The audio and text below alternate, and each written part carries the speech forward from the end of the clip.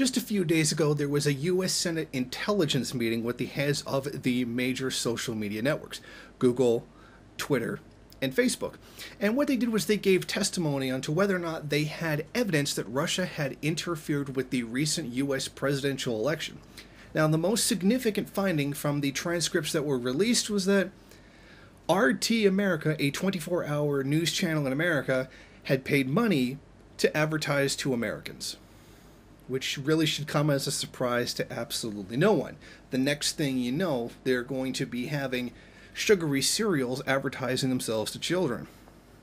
Now, Tom Cotton, a Republican senator from Arkansas, basically asked Twitter if its terms of service prohibits the collaboration with Russian intelligence services to influence an election. Now, Twitter responded that doing so would violate any number of Twitter's rules and policies. However, personally, I went over Twitter's terms of service to scan them, and it says nothing about interfering with democracy. So, you know, all kidding aside, there's really nothing there.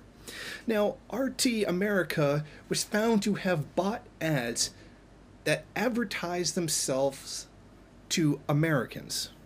Again, this is really not surprising in any way, shape, or form. Twitter had recently identified 9 accounts that could potentially be linked to Russia that promoted election-related English language content, which means they could be linked to Russia and then advertised or promoted English language coverage of the election. Now, of those 9 nefarious accounts that were potentially linked, the most significant use of advertising was by RT.com and RT America, whose 2 accounts collectively ran 44 different ad campaigns for nearly all of the relevant advertising that they reviewed. That's right. So RT America, a station that covered the presidential election, put out information on the election. And I suppose this is supposed to be like the great information that's been leaked, telling us how Russia hacked the U.S. election or interfered with it by doing news coverage on it. I suppose it's really it's silly. It's really silly when you think about it. Now, here's what was said when it came to Facebook.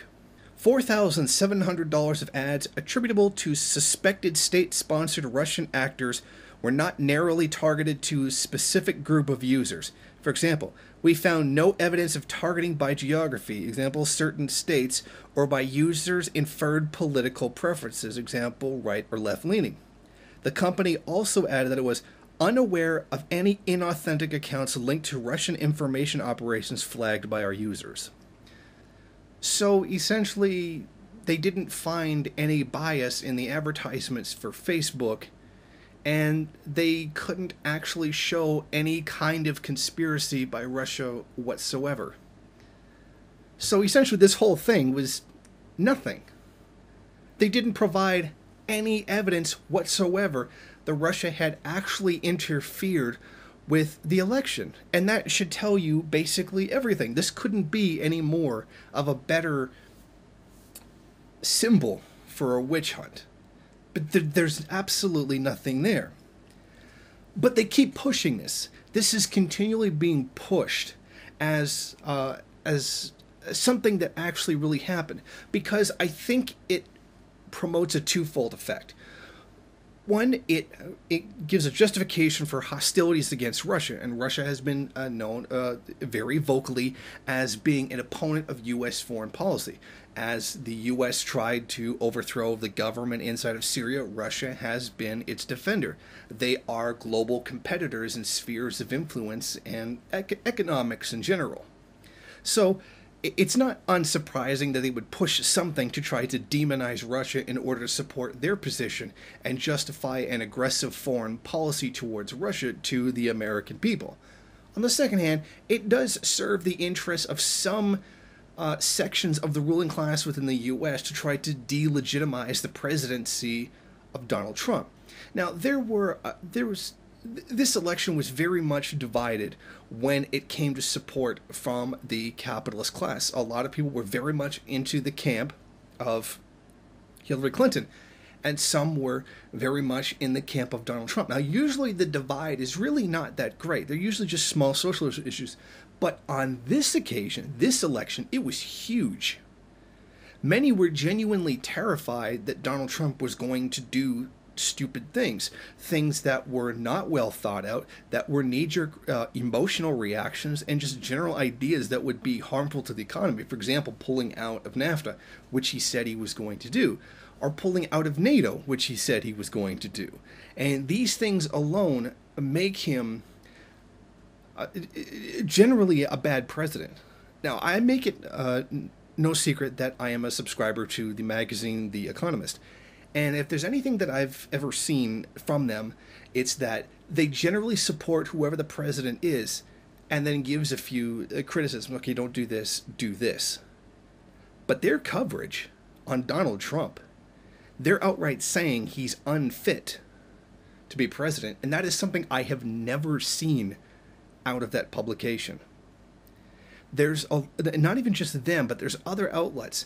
Never before has there been such, high up names in media and commentary who will outright say that Donald Trump is unfit to be president. Now, there's always the ones that say that all the time. Fox News will say that for whoever the Democrat in office is. MSNBC will probably say that about whatever Republican is in office.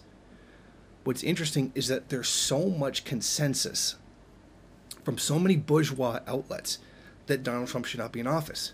And I think that there is a definite desire to try to delegitimize his presidency so that in the future, when he is removed, and I don't believe he's going to win a second term, if he even survives this term, that people will feel justified in overturning the things he did when they find the things that it is that they didn't like. I mean, some of the things are not going to undo, like, for example, the corporate tax cuts, the deregulation. It's the other things, the things like NAFTA, more issues on trade that they find very difficult. One of the things being putting tariffs on solar panels that were made primarily in China. So we do get a relative understanding of why they would do this. Most of it, of course, the majority of it is about demonizing Russia and justifying to the American people an aggressive stance towards Russia, because the United States and Russia are competing with each other on a global scale, particularly with spheres of influence, particularly in the Middle East right now, and possibly in the future, Africa. But what this definitely does show us is that they don't have anything. They don't have any evidence that, at least through social media, that Russia had any meddling in the election. Did they broadcast an opinion that they might not have liked? Of course. But broadcasting an opinion isn't the definition of interfering with an election. In fact, even this thing, Russian meddling, is a vague term that doesn't specifically refer to anything and thus can be referred to anything. A dissenting opinion can be considered meddling. I don't agree with you, therefore it is meddling, kind of thing. Like the definition of terrorism, a violent act for a particular purpose, which could include any act ever committed by a military. But in the end, the main point of this is they showed absolutely no evidence whatsoever that Russia had interfered in the election. However, we can count on the mainstream media, the bourgeois propaganda outlet, to continue to push the narrative that Russia is the greatest evil that has ever existed. Thank you for watching. If you like this program, then please head over to my Patreon page and set up a monthly donation. It's your donations that keep this program running. Also, if you would like, please rate, comment, subscribe, and share in various social media.